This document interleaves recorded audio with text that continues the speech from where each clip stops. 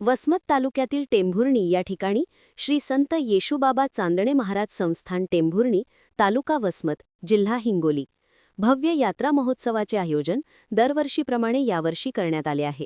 या यात्रेमध्ये दुकानदार, हॉटेलवाले, जलसेवाले, लोकनाट्य मंडळवाले, आकाश पाळणे आणि भजनी मंडळे, व्यावसायिक या यात्रेस मोठ्या संख्येने आल्याचे दिसून आले आहे।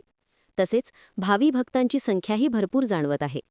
यात्रा महोत्सवामध्ये दिनांक 10 डिसेंबर 2025 रोजी संत येशूबाबा महाराजांची महापूजा व रात्री 8 वाजता महाप्रसाद ठेवण्यात आला होता।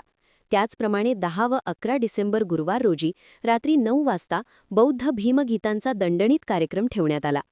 12 डिसेंबर 2025 शुक्रवार रोजी सकाळी 5:30 वाजता पालखी व श्री संत येशूबाबांच्या पालखीची मिरवणूक गावातील पारंपरिक मुख्य रस्त्याने बोधवाडाहून व दत्तबुवा महाराज समाधीवरून संत येशूबाबा मंदिरात परत येईल। त्यानंतर 10:30 वाजता दहीहंडीचा कार्यक्रम होईल। महाप्रसाद हा 2 दिवस रात्री 8 वाजता चालणार आहे। Blue boys friends club Tembhurni हे या उपक्रमाचे संस्थापक असून समस्त बौद्ध उपासक व समस्त गावकरी मंडळी टेंभुर्णी हे आयोजक आहेत। यावेळी सर्व विश्वस्थ कार्यकारिणी मंडळ, गावकरी मंडळ तसेच समस्त बौद्ध उपासक उपासिका मंडळ टेंभुर्णी यांनी सर्वांचे आभार मानले।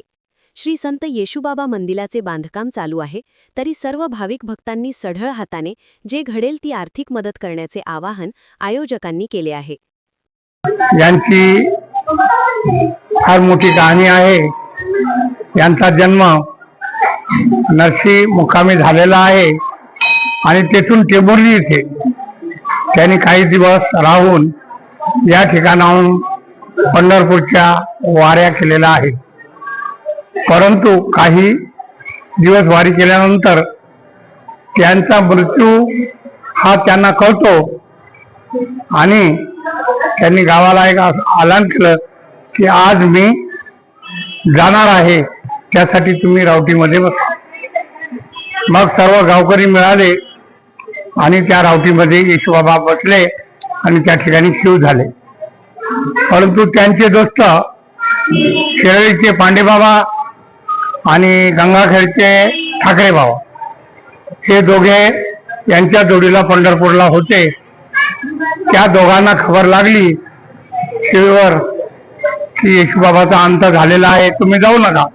परंतु ते थांबले नाहीत। येशूबाबा आम्हाला सोडून जाऊ शकत नाहीत अशी त्यांनी वाच्यता केली आणि या ठिकाणी पोहोचले आणि त्यांनी येशूबाबांना आवाज दिला। त्यांनी एका आवाजात येशूबाबा उठून बसले आणि त्यांनी सांगितलं, तुम्ही माझे दोस्त जरी असले तरी हे भगवंताचा नियम आहे की एक नाही स्वांताला जाणे आहे।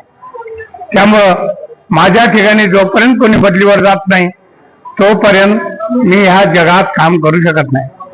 मग त्यांचा लहान बंधू दत्तुबुवा महाराज जी येशूबाबाच्या समोर समाधी आहे, ती समाधी दत्तुबाबा महाराजाची आहे। त्या ठिकाणी त्यांनी आपलं स्वतःचं महापरिनिर्वाण केलं, स्वतःचा देह अमृत म्हणून हे केला आणि त्या ठिकाणी बसले। तिथून येशूबाबांनी 1000 वाऱ्या पंढरपूरच्या केल्या आणि शेवटी हे आपल्या समोर जे जिवंत समाधी आहे, येशूबाबाची जिवंत समाधी, ही समाधी बांधली आणि त्या ठिकाणी एक जिवंत जाण्यासाठी छिद्र तयार केलं आणि त्यात जाऊन बसले। सर्व गाव गोळा केला आणि सांगितलं की मी आज जिवंत समाधी घेत आहे। 1000 वाऱ्या केल्याच्या नंतर त्यांनी या ठिकाणी जिवंत समाधी घेतलेली आहे। असं एक प्रकारचं पंढरपूर या ठिकाणी बसलेलं आहे। त्यामुळं गावकऱ्यांनी आणि आसपासच्या मंडळींनी असं डिक्लेअर केलं की हे आमचं पंढरपूर आहे। येशूबाबांचं, संत येशूबाबांचं गाव म्हणजे टेंभुर्णी हे एक पंढरपूर आहे। त्यानं त्यांच्या जन्मदिवशी, त्यांचा जो जन्मदिवस आहे हा आपण शब्दात न साजरा करता कृत्रिमरित्या ग्राउंडवर यात्रा भरतो, भंडारा करतो, लोकांना जेवण देतो, अन्नदान करतो, असा हा जन्मदिवस आपण या ठिकाणी साजरा करतो। त्यासाठी आजची पूजा, आज 10 तारीख आहे, पौर्णिमेच्या षष्ठीला आम्ही येशूबाबाची पूजा या ठिकाणी ठेवतो।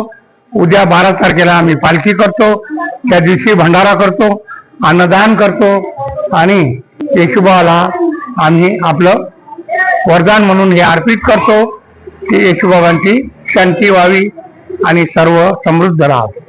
प्रतिनिधी नंदू परदेशी, NTV न्यूज मराठी, वसमत, हिंगोली.